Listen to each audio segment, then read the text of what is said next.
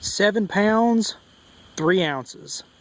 Hey guys, SG3 here back at the hide, doing SPR version 2.0. Like a lot of us, as we go along with some of our projects, we decide on different things as time goes on and realize that there are certain things that we don't like about them. This is kind of one of those things. Let me put the camera back in the tripod here and discuss what we've done here on my SPR. The one that I videoed beforehand, I really liked the gun a lot. It shot great. It was really clean, shot well, plenty accurate, but it was just heavy. It was really heavy.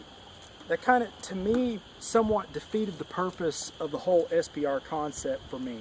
I wanted a gun that, you know, had a little bit more range than the standard 16-inch carbine, but along the same lines as the same weight.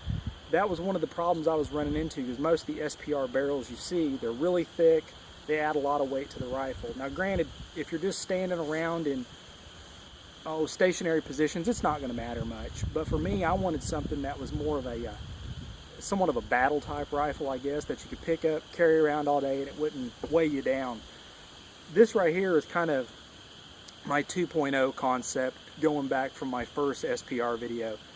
This right here, as you see, under 7 pounds 4 ounces, and that's with a full-size optic bipod and an 18-inch barrel. Granted, that's no magazine or ammo, that's not loaded weight, but kind of go over a rendition of the build here. Midwest Industries 15-inch M-LOK rail, lightweight. A 18-inch Faxon gunner barrel. Went with AIM's or AIM Surplus's lightweight nickel boron bolt carrier group. Mega arms, upper and lower, forged. Standard Magpul CTR buttstock, Mo grip. Went with Aero Precision's lightweight, one of their lightweight scope mounts, along with the Nikon Buckmaster 2 4-12.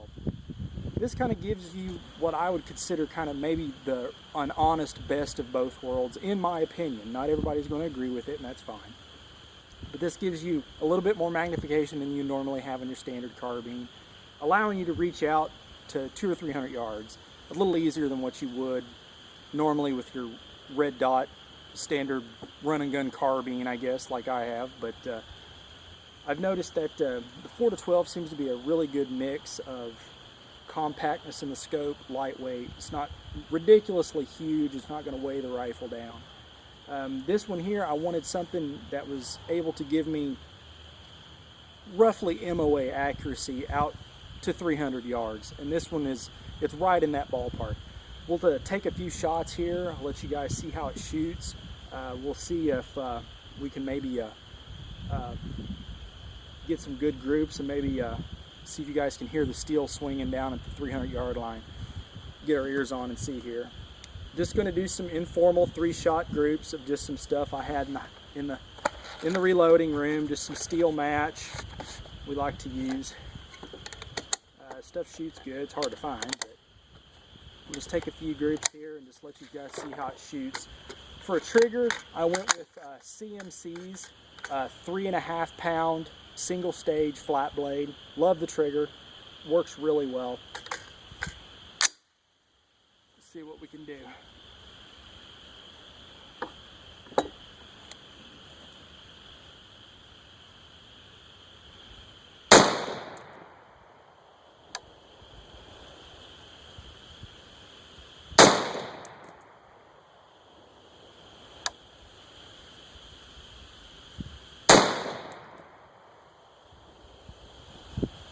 Really short reset on that trigger, very nice. Some standard Hornady match. This is a 68 grain boat tail hollow point. Good stuff, expensive stuff. Let's see how it does.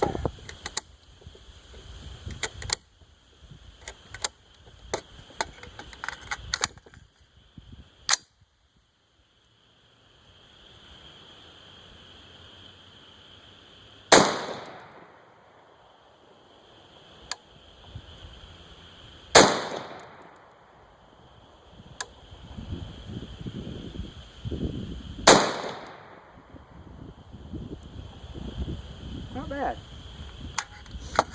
And this is a standard load with 55 grain VMAX, 24 grains of 4320. This is kind of my go-to load for 223 when I'm wanting something more than just clinking ammo.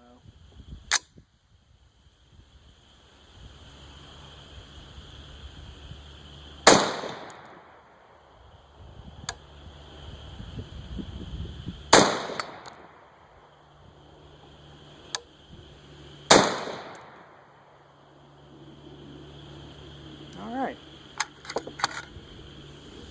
let's take a few shots and see if we can hit the steel. This is one of the first of these triggers I've ever used, and I have to say I'm really impressed. Midway had them on sale, decided to take a chance on one, and for no more than they cost, great upgrade.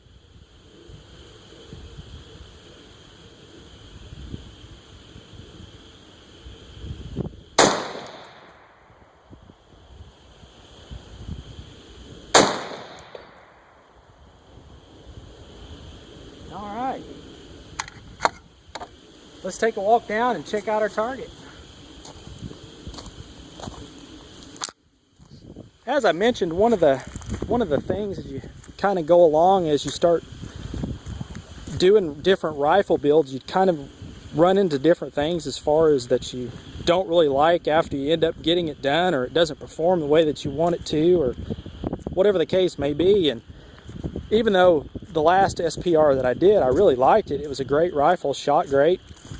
It was just too darn heavy. The rifle itself was right at 10 pounds with the optic, and that's just too much. If I'm going to have that kind of weight into a rifle, I'm going to step up to a 308. If I'm going to carry around a 10-pound rifle, the allure to the 5.56 cartridge is the the mobility of the cartridge, the little bit lightweight, the ability to carry more ammo, doesn't cost as much. So I wanted kind of a build that kind of reflected that philosophy, so to speak, and I think I've been pretty well able to hit the nail on the head with it. I think it'll work out really well this summer for running gun and doing some tactical carbine stuff at some of the local matches. Granted, as I said, this is not a sub-MOA bench gun, and I didn't build it for that. As you can see, there's that steel match right there, and got a nickel in my pocket here, but there's that Hornady 68 grain match, and then there's that 55 grain VMAX load. So I mean, the rifle shoots amazing, and for the profile of that barrel, that's right in line with what I was wanting. And groups are pretty well comparable out to 300 yards. And as you know, if you've watched any of the videos, I really like the Nikon scope. So the Buckmaster line is a great scope for the money. Really clear glass, 4-12, plenty of magnification to get you out there. Stay tuned to the channel, guys. Got some good stuff coming up for this summer.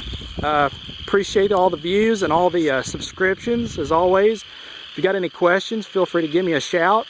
Post them up in the comments below, or feel free to send me an email, or if there's something else you guys want to see.